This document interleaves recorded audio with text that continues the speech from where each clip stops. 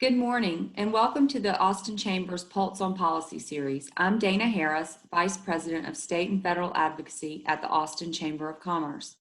We know this is a difficult and uncertain time for all of us. The Chamber is doing everything we can to provide information and resources to our member businesses.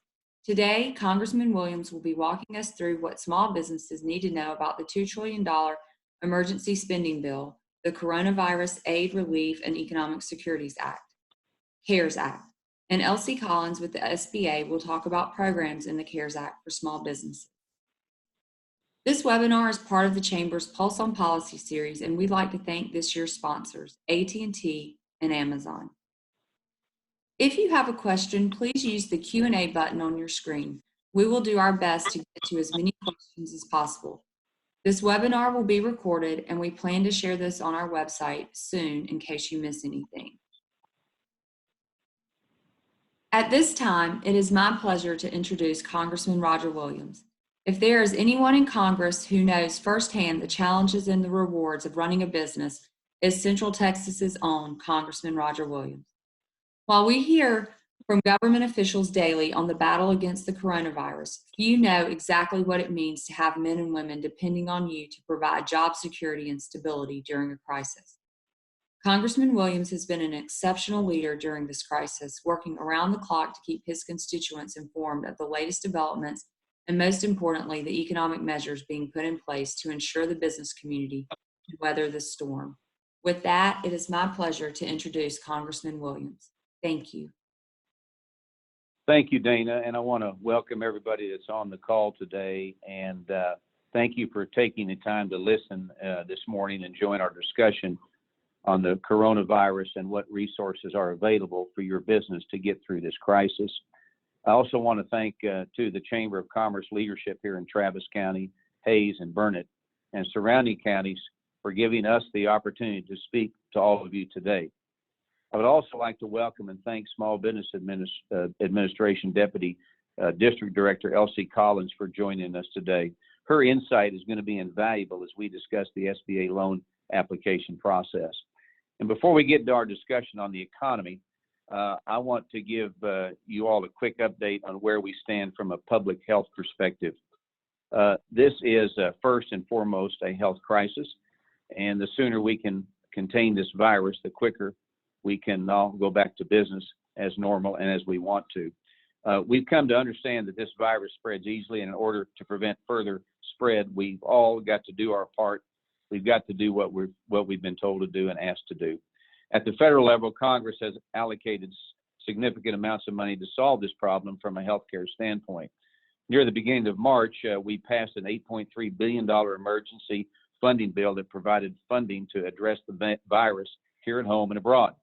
This included funds for vaccine development, purchasing essential equipment and supplies, and assisting state and local health departments.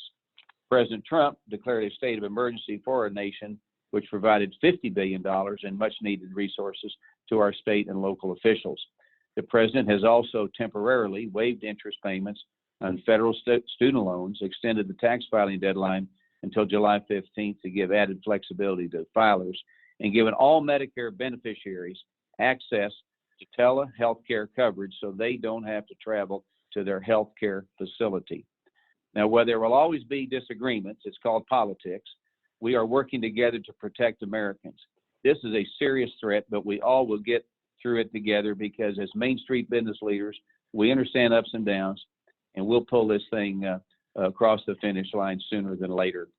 The safety and health of Texans will always be my top priority, and I've been working with the Trump administration to use every resource at our disposal to keep my congressional district healthy and those that surround it.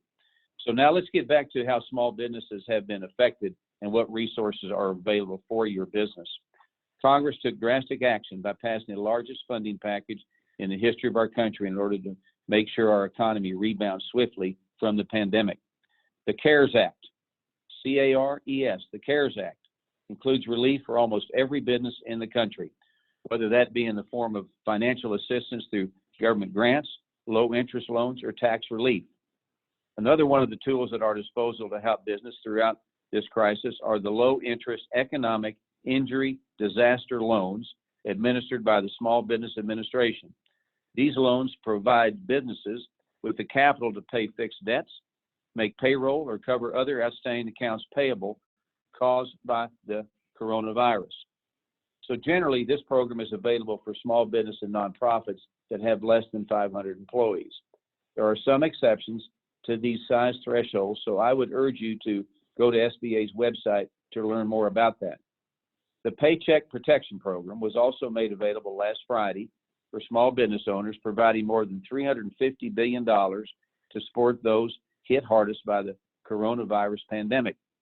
In order to apply for these loans that are 100% federally backed from the federal government, businesses should go through their local finance institution. And I would recommend you do that today. It's imperative that you get on the list and get in the queue so we can get the money to you. And once again, I want to thank Deputy Director Elsie Collins for joining us today. As Deputy Director, she assists the District Director in the management of the Dallas-Fort Worth District Office and oversees operations in the delivery of SBA's programs and services to business owners for 72 counties in North Central and East Texas. She is a valuable asset to all of us. The district office works with about 200 participating lenders to provide access to capital to the small business community. The district covers 22% of the land area of Texas, contains 36.3% of the population, and has an estimated 800,000 small businesses that it serves. So with all that, I want to thank you all again for being on this call. We want your questions, and I want to now bring up Deputy Director Collins to hear her comments. And thank you again, Deputy Director, for being with us. Thank you very much, Congressman Williams. I appreciate the opportunity to be on a call with you and the Austin Chamber. First and foremost, our hearts and our prayers go out to the many people that are impacted by the COVID virus. So we keep them in our thoughts and prayers. The staff here at the SBA office is diligently working to field the different calls that are coming in from the businesses, and also help the lenders get signed up to offer the PPP loans. So I'm from the Dallas-Fort Worth District Office, and we cover the 72 counties, but a lot of the information that we're sharing is universal. It's not just for the Dallas-Fort Worth District area, just for Austin. All of the information is universal all across the country in terms of the different programs that are available. What I'd like to do first is just kind of go over 4 of the key SBA funding options that are in place as a result of COVID-19. One of the ones that everybody has become familiar with, and Congressman touched on, is the Economic Injury Disaster Loan Program. The Economic Injury Disaster Loan Program is the low-interest loan that SBA offers for small businesses that have been impacted by COVID-19. That was a loan that had a 30-year term, 3.75% interest rate, and for COVID-19, we added an advanced program, an advancement of up to $10,000 to that particular program. That is actually available, and it's on our website. That's one that everybody was slightly familiar with.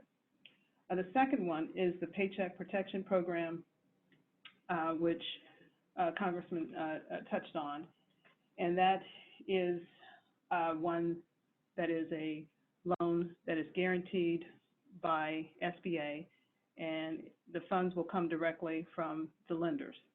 And we'll touch on the PPP here in a little bit because we're going to have some questions on that. The third option that's available that we want to make sure that everybody is aware of, and that's for individuals that already have SBA loans. If they already have an SBA loan, they need to be aware that on those loans, that SBA is basically going to make the payments for up to 6 months on on an existing 7A, which is the general purpose loan, or the 504 loan, or a microloan. So if they actually had an SBA loan already in place, then they can ask to have those the SBA will make the payments for up to 6 months for them. The same thing with a disaster loan. There may be individuals that had an actual disaster loan. If that loan was in good standing, then that loan is also eligible for the payments to be waived for the 6 months. And we have a lot of this information on our website, but that is one that we just need to make sure that everybody is aware of. The other program that is out there is the SBA Express Bridge Loan. And the bridge loan was intended to provide quick money before they actually applied for the SBA Economic Injury Disaster Loan. So there are some SBA preferred or express lenders that, and they have, if you have a relationship with them, then they can offer up to $25,000 an express loan, and that loan would be the SBA, the Economic Injury Disaster Loan funds would go to pay out that loan. So it's like an interim bridge loan that's available. Those are the four funding options that are available, and there's additional information on our website. What I want to make sure that everyone is aware of is the website. We are continuing to update the SBA website, www.sba.gov, with everything associated with the coronavirus and the funding sources. And so we are trying to put things on our website. We do apologize that we're moving it around a little bit and changing things, so it's kind of hard to find. But for the Economic Injury Disaster Loan application, it's on SBA.gov, but to get to the application directly, that website, I'd like to make sure that everybody is aware of that. That's it's COVID, COVID-19 relief.sba.gov/. So that's COVID-19 relief.sba.gov/. That is to get directly to the application. One of the questions that are coming in is how long it's taking. At this point in time, we are working with our disaster assistance office to get a better time frame in terms of how long it's going to take. So we still don't have a good time frame on that. They're still processing a lot of the applications. They put in an expedited system in place, and so this week we're expecting to see an increase in loans being processed, and so hopefully by the end of the week we will be able to give a little bit of a better update in terms of how long it's taking to process the loan. One thing I do want to make everybody aware of is that on last Monday a new portal went up, and that's the COVID-19 relief.sba.gov, the application.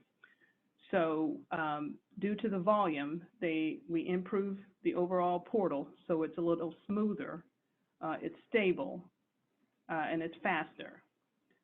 In the prior to last Monday, we had some problems with the stability of the website, and on the previous Wednesday, applicants were able to download the paper application and then upload that application, but they did not receive a loan application number. So what we're asking is, if the business owners went to the site for the Economic Injury Disaster Loan and they submitted a paper application and they uploaded it and they did not get an actual application number, then I am suggesting that they go back in and to the new portal and make application for that Economic Injury Disaster Loan. They will know they've made application if that number starts with a 3. Now, there are going to be some people that applied early on and they may have got an application number that started with a 2. They're fine for now, and they will get something directly from the SBA disaster office regarding the status of their loan at some point. But if there are business owners that went into the Economic Injury Disaster Loan portal and submitted their loan application and did not receive correspondence from SBA or a loan number or an application number, then they would need to go back through the new portal that's relatively fast, and that will give them an application number. Generally, it's going to start with 3, and that's what they'll be able to reference going forward. So hopefully, by the end of the week, we're hoping to have a little bit more information in terms of the timeframes and the status of some of the applications that are actually in place. One of the things, and this may be on one of the questions, is, but I can jump ahead to it. We've received feedback from the applicants that are calling in that they're having difficulty getting the Paycheck protection loan because they don't have an existing relationship with their lender or with their banker. And so our first suggestion is they check with the lender that they do business with to see if they can get the loan through them. Different banks have different criteria because it's a large program, large demand, so they are prioritizing, if you will, their customers. So each bank has their own little separate, I guess, criteria.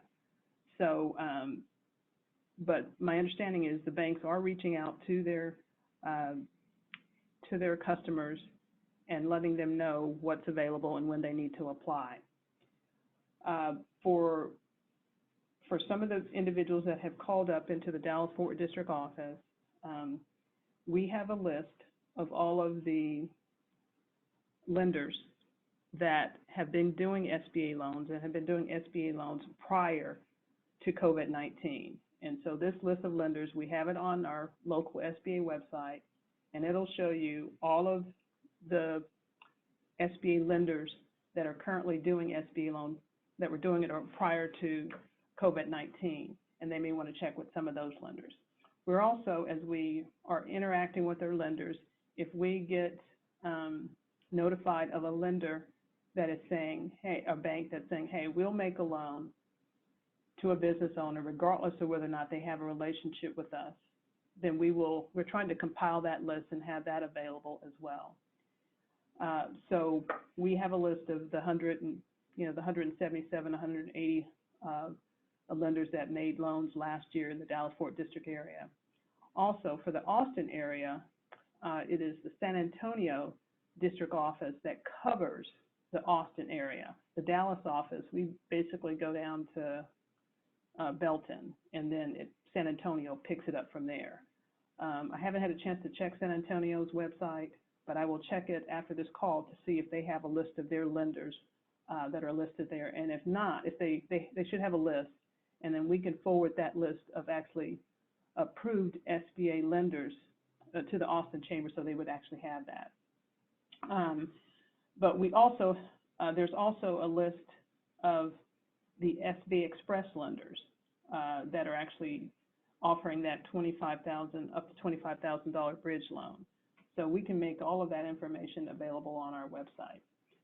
So that's just an overview of the programs that are actually available out there with regard to the SBA funding options, and just a couple of things on the application process. I know that there were a couple of questions that Dana had, so I'll pause at this point and see if you want to shift to some of the questions. Thank you so much, Elsie. And we have quite a few questions. As you can imagine, I'm just going to start going down the list. The Paycheck Protection Program states that the funds can be used for rent, but eligibility is based on payroll. As a startup business, we do not yet have employees other than the founding members of the LLC. Are there exceptions to this rule? Okay, so as far as I know right now, there's not like an exception to that rule. I know that we are, it's still this is an interim rule. It's an interim rule. So of course there's an opportunity for comments, and I think at some point they will look at what changes or what seems to be some issues. And so what we're trying to do is just capture some of those areas where there seems to be some questions. And so, but I'm not aware of any exceptions at this point. But I will definitely make a note, and we're going to forward it up to our region and headquarters to get additional guidance on that. Thank you. Okay. If business owners who generally have some type of banking relationship are having difficulties with this, how should the individual independent contractors and gig workers navigate this on Friday when they are able to apply? Well, there's not a different process for the independent contractors. They still need to look to their lender first and see, and they can check now and not wait until the 10th just to kind of see what that process is going to be. Are they requiring, like some had to have like a certain amount of accounts or a certain type of account, but I would check now to see what is that criteria, and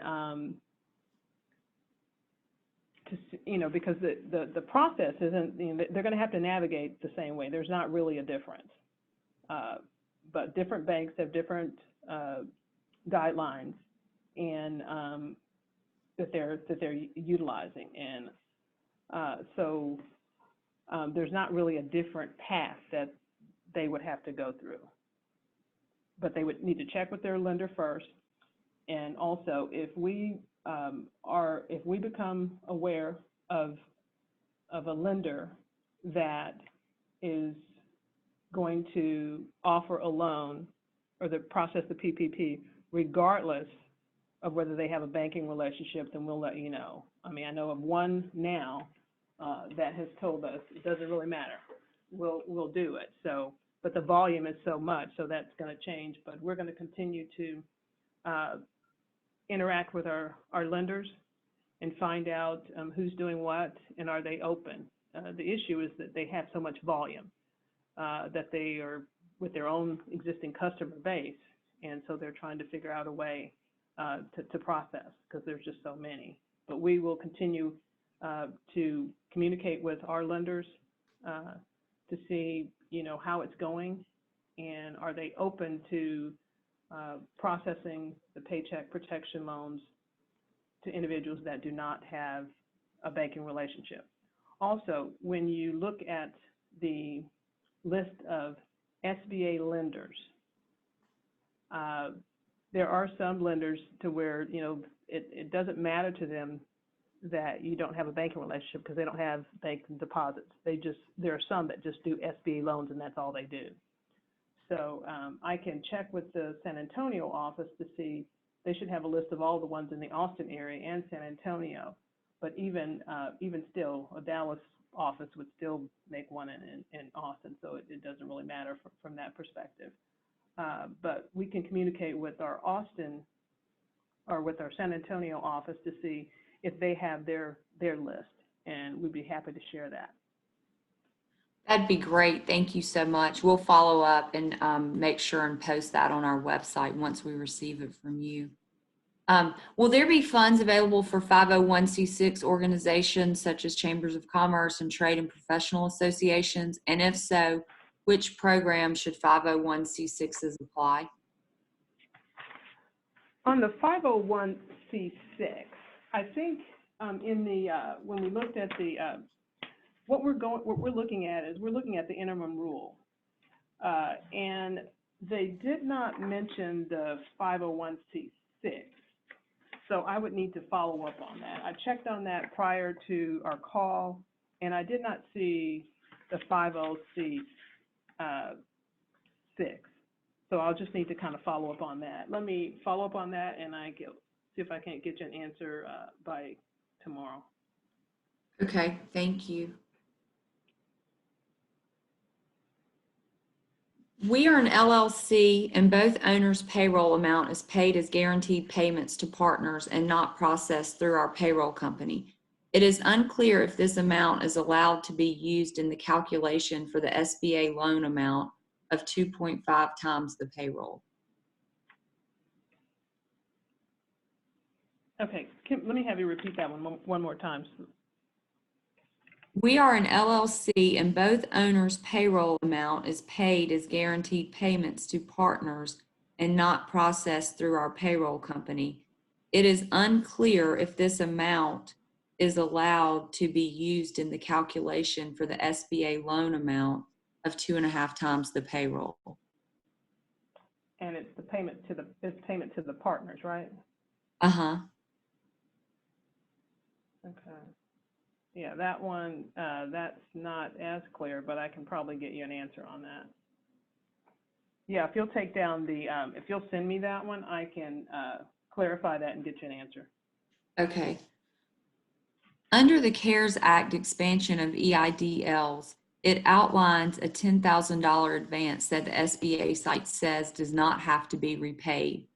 Is the amount subtracted from the loan premium once it is awarded? When you say that it's, okay, under the, for the $10,000 advance, when you say it's subtracted from the loan premium, so the 10,000 for the economic injury loan, and let me talk about the economic injury loan to the 10,000 advance, then I'll switch over to the PPP. Okay. So to that $10,000, if a person on the economic injury loan has eligibility, let's say for 20,000, and they advance 10, then they would have the eligibility for the remaining 10. Okay. So, but for the PPP, when the lender makes that calculation, if they've already received $10,000 from SBA, they're going to add that $10,000 to the loan amount for the PPP, so that $10,000 could be repaid. So there's not a duplication. So let's say that if they received, so that when the PPP, when they do their calculation, and this is actually an example in that interim rule, and I can show everybody where that is, you can add the $10,000 that has already been advanced will be added to that PPP, so that a portion of that could go to wipe out that idle loan. Okay. Should they apply for the PPP or the idle loan first? Or does it matter? It doesn't matter. Okay. They can actually, if they wanted to, they can apply for the PPP first because it has a shorter deadline, where the economic injury, the deadline is not until December. Now, a lot of people are doing it simultaneously, and they don't have to they don't have to take the money from the idle immediately. They can wait. They can wait 60 days. But at the same time, the deadline for the PPP is June, where the economic injury is not until December. Okay. Here's another. I'm a bookkeeper for multiple small businesses with a sole proprietor, wine shop, beauty retailer. What information can they submit to the PPP if they do not have payroll records? They're a sole proprietor and they're the only employee? I guess so. It doesn't. They have quarterly. Do they have quarterly? Their quarterly records. So that's what they would submit, any of their quarterly documentation as far as sales tax or anything like that. It doesn't state. We Okay. have to get a clarification and email. Okay. So regarding an idle loan, should I be concerned that I have not received any response? I applied online on March 20th, got my application number and auto reply, and applied for the idle advance on March 30th. Have had no response, no replies to my emails, and no luck with the 800 number. If they if they've actually applied and then they went back and they actually applied for the advance, then, and they also got an automated response, then they're fine. My understanding is with the new portal that they're syncing those up. So, and it's just the sheer volume that is the delay. So the fact that they actually have a loan number and they got the correspondence from SBA means that they're there in the system. Right now, it's just a matter of syncing up those two systems and it's starting to roll. And so that is what we'll have a little bit information on this week, is my understanding from our disaster team. But if they did not have a loan number, that is where the concern would be, that we need to go back into the portal, the new portal that's up there right now. Okay. If they have that loan number, they should be fine. Great, thank you. When determining loan amount that you will qualify for, are the payments you made to 1099 contractors considered as part of payroll? This has been a majority of our payroll expenses. Okay, so now there was a question, and we've had that up at our headquarters just to kind of clarify on the 1099, because if you take a look at if you take a look at the interim rule, it says that the 1099, for them not to include the 1099s as employees, because the 1099 independent, they get to apply themselves. So, but there's a little bit of a question on that. So we've got to get some clarification on that one, because we actually have a situation where some of the where it is included in that payroll cost for like a couple of businesses, but then it's maybe a little bit in conflict here with the guidance. So on the 1099, we need to get some clarification on that, because it's actually saying that the 1099 independent contractors and those would apply themselves, and for the business owner not to include those. So I just need to get some clarification on that one.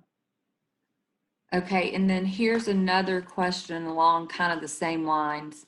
SBA rules are constantly changing. My company has both W-2 and 1099s, and I take an owner's draw.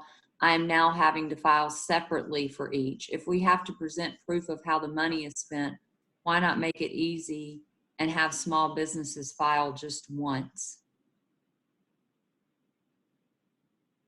Okay, when they say they're filing separately,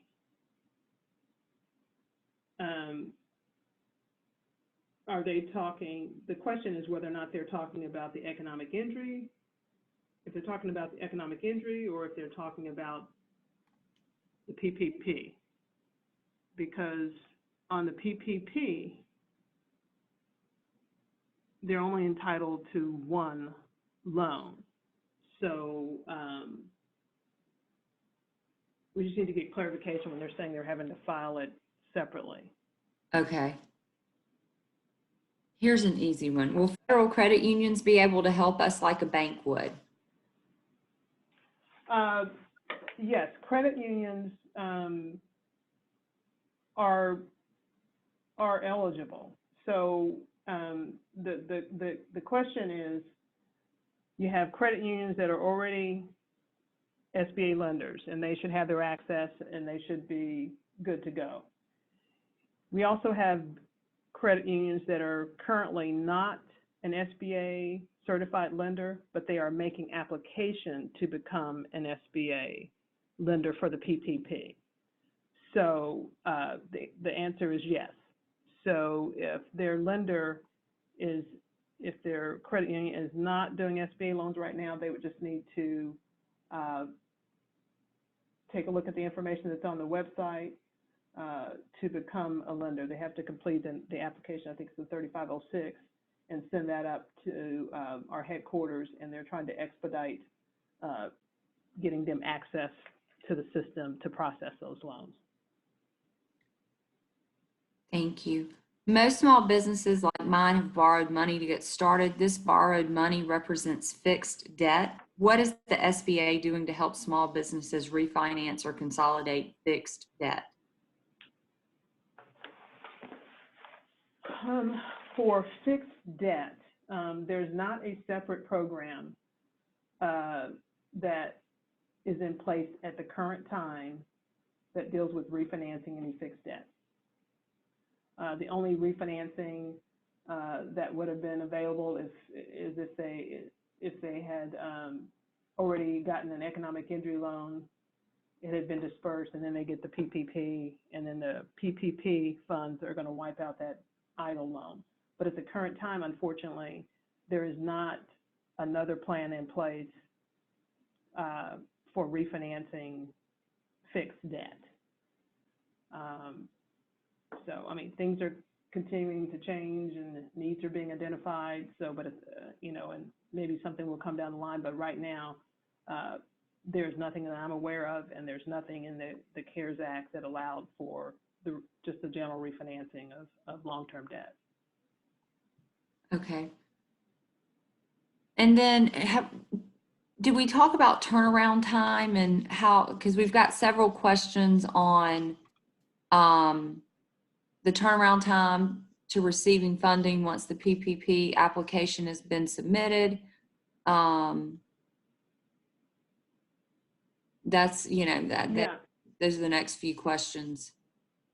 Yeah, turnaround time is a big question. It's a legitimate question, and we here at the district, I don't really have a good answer on that, to be honest with you. The 3 days was once you made application and your application is processed, that within 3 days they would be able to get the funding. Due to the sheer volume, I just don't have a good idea of how that's coming along. I did hear that, you know, someone made application last Monday and they had theirs by a Thursday, you know, so for one bar stated that. So I don't really have a good idea of the time frame. Normally, applications are processed in the order that they were received. This is different in terms of doing this process since it started. They started an expedited new portal. So, and I don't know if they're having syncing up issues or what, but there was, you know, just the sheer volume of the applications that are coming in is definitely, it's not probably, it is a factor, just the sheer volume that's coming in. So I will, hopefully we're hoping to get an update from our disaster office this week, letting us know really about the time frame. That's been a question that, you know, was asked by, you know, several of the districts across the country. So hopefully we will have a little bit of an update this week. Thank you. What is the best option for self-employed individuals without employees?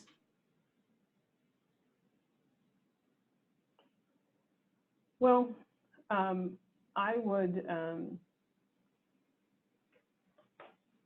whether or not you have, under the Economic Injury Disaster Loan Program, whether or not you have an employee, it doesn't matter. You're eligible under that program, okay? Under the PPP, I think you still apply because you're still eligible. At this point, you apply for both programs. Okay. Will the SBA loans be undergoing an underwriting process? Generally, yes. Historically, what has happened is the loans are processed by a loan officer, and they're looking at your income, your tax returns, you know, looking at your profit and loss statement and processing those loans. It's going to go through the series of just your normal underwriting. With the changes to the EIDL program and specifically for COVID, they put in some expedited, some automated processing. So the underwriting to a certain level is probably not as deep as it probably traditionally has been. And so it's, I think they're using a little bit more automation in their process. And because of the impact is so huge that, you know, every business has been impacted. So some of the details that you would normally go in processing in terms of how that injury occurred, and, you know, you're not going to really have that because so many people are obviously affected. So they have streamlined the process, and so there's a lot of automation that's in that new system that's been built that's not requiring the loan officer to go line by line, which is a good thing.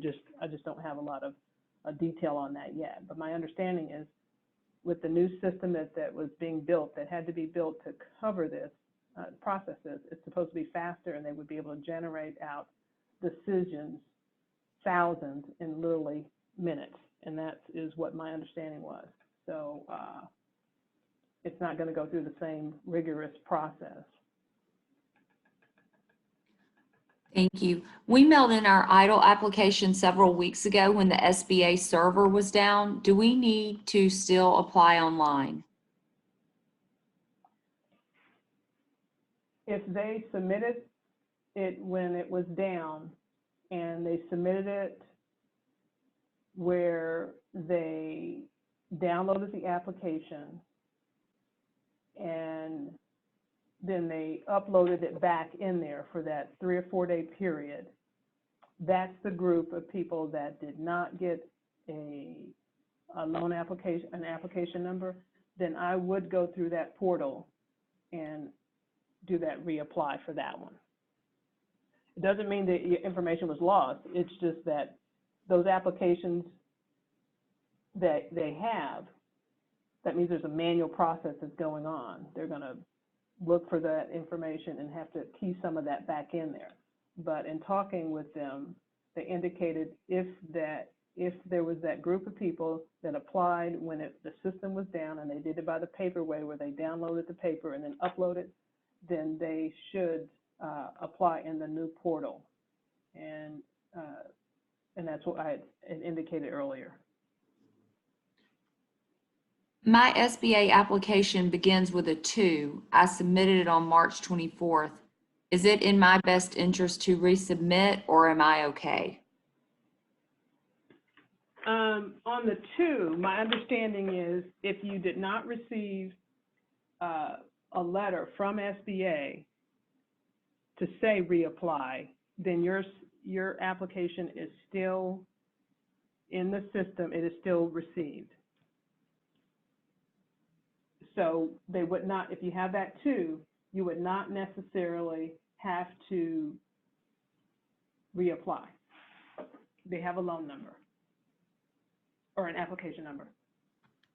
Okay.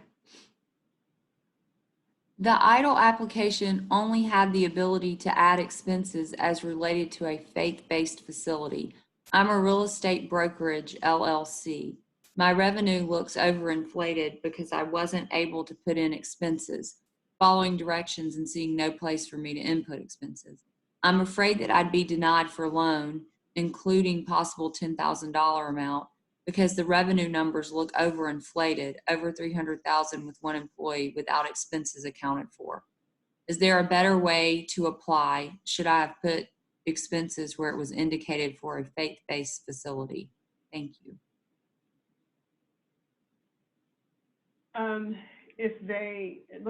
Based on what you're saying and what it's asking for, they applied in the new portal, and they probably got an application number that started with a 3.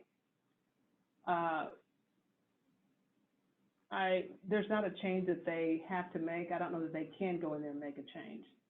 On that one, it's a situation where they would have to wait until they are received correspondence or notification from SBA, and they would be able to add in additional information or clarify anything. So there's a possibility that there wasn't enough information and it may not be as clear. So whatever that system is, it may have to go into the exception. I don't think they're automatically just going to decline it. It may move over to, it's not straight. It's not a straight answer. It's going to move out of sequence and move over to be looked at or asked for additional questions. So, but it looks like based on the questions that was asked, that they did it in the last portal, the current portal. So they've done everything that they can do, and they would have to wait until they are notified by SBA. Okay. The PPP asks for numbers submitted in the tax return application. What happens if I haven't submitted it yet? Can I take the payroll numbers from my payroll processor? The payroll processor. Okay, I think what she's saying is she hasn't submitted it yet. And so can she take the information? She should be able to use that. Yes, the answer should be yes. Looking at either last year's tax returns to pull that data, or her payroll records. And I believe in the interim rule, that's one of the things that it allowed, any payroll records if the other things were not available. And if there is something differently, then the lender may ask for it. Okay. Are SBA loans that were active prior to this automatically enrolled in the 6 months of forgiveness? If not, is there a central place to make an application, or do we need to talk directly to our lender? Okay, so it's not automatic. They would need to talk to their lender, because the lender has some instructions that they have to do for those, for those payments. So they would need to, if it's an SBA loan and their lender is involved, a guaranteed loan, they would need to go to their lender. If it's a disaster loan that they previously had, then they would need to talk to the SBA servicing office. Okay. Are K-1s considered as income for the PPP? My business is set up that way, and the income from my K-1 is how I support my family. Income from their K-1. They're still going to, that business is still eligible. So as far as, I need to double check in terms of really what the lender, I have to take a look at their calculation to see what that lender is requiring to justify that. So I'm not really sure on that one. Okay. Can business owners use the PPP funds to pay for insurance premiums, liability, auto, workers' comp? Now, the PPP should be used for primarily for the payroll, things that are connected with that payroll, for that employee's benefits and things of that nature. And 75% of that, 75% of the PPP should go to the payroll-related expenses. So, and then the 25% or the other should go for the other type of business expenses. But the key thing is to make sure that the payroll was accounted for. Can you apply for the Express Bridge loan if you've already submitted an application for the SBA disaster loan and have an application number? I applied on March 29th and have not received the $10,000 advancement, nor have heard anything yet.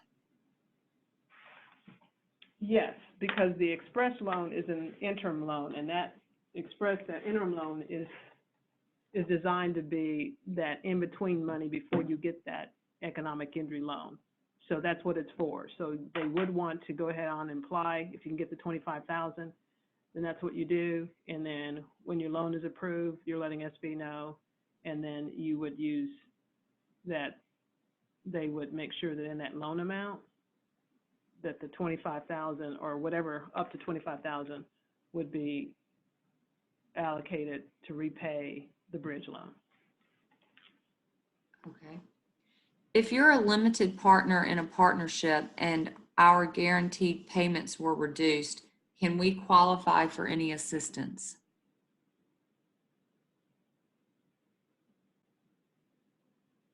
The payments were reduced. And they were reduced as a result of COVID-19, I'm assuming. Uh-huh. I mean, there's still a business that's been affected. Right. The fact that they made a business decision to reduce that, it's not a bad thing. They made a decision. That doesn't make them not qualified for either of the programs. Okay. Will the PPP loans be available to S-Corp businesses? Yes, on the actual application, that PP application, and I don't have one in front of me, sorry, but there is when you fill it out, there is a box on there where you identify the type of business, and I think S-Corp was on there, yes. Okay. And I think we're going to ask one more, Elsie, and then get you off the hot seat. My goodness, this has been so wonderful to answer all these questions. For the PPP program, does that cover part-time employees or just full-time employees? If so, do you continue employing the part-time employees at their average time employed? Okay, yes. That was a question that I had actually tried to clarify right before this call, and I